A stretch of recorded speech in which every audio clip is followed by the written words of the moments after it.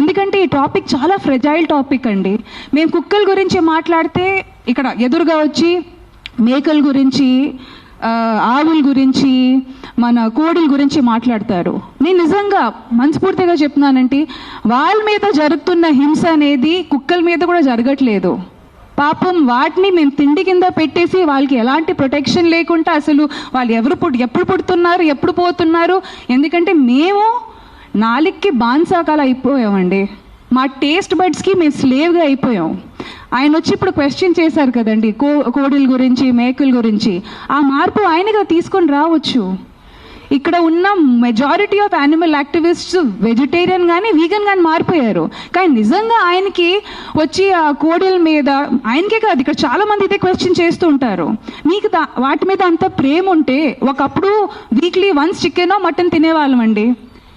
ఇప్పుడు ప్రోటీన్ పేరు మీద కానీ హెల్త్ పేరు కాదు, ఇంకా ఏమంటారు, ముక్క దిగకపోతే అసలు కడుపు నిండదు, లేకపోతే అవన్నీ చెప్పుకుంటూ అది ఫుడీ అనే పదాన్ని మేము పెద్ద గట్టిగా అది ఏమంటారు ఒక లైఫ్ స్టైల్ కింద ఐఎమ్ అ ఫుడీ. ప్రకృతి అనేది నేను చెప్తున్నానండి, కోడి మేకలు కుక్కలే కాదండి, చెట్టులకి కొత్తిమీర ఆకు కూడా ప్రాణం ఉంది. అందుకే పెద్దోళ్ళు చెప్పారు, అన్నం తిండి తినే ముందు ఆ ఫుడ్కి మనం రెస్పెక్ట్ ఇవ్వాలి. ఎందుకంటే అది కూడా మాకు ప్రాణం పోయడానికి తన ప్రాణం త్యాగించింది. సో దాన్ని మనం రెస్పెక్ట్ ఇవ్వాలి. పెద్దోళ్ళు కూడా అదే అన్నారు.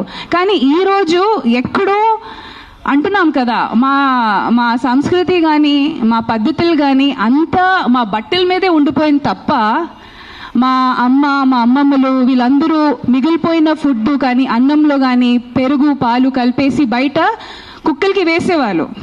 అదే కాకుండా ఇంట్లో చపాతీ చేసేటప్పుడు కూడా ఫస్ట్ 2 చపాతీలు ఆవులకి, లాస్ట్ 2 చపాతీలు కుక్కలకి. ఆ సాంప్రదాయాలన్నీ మేము మర్చిపోయాము. అవన్నీ గుర్తుపెట్టుకోవట్లేదు మేము.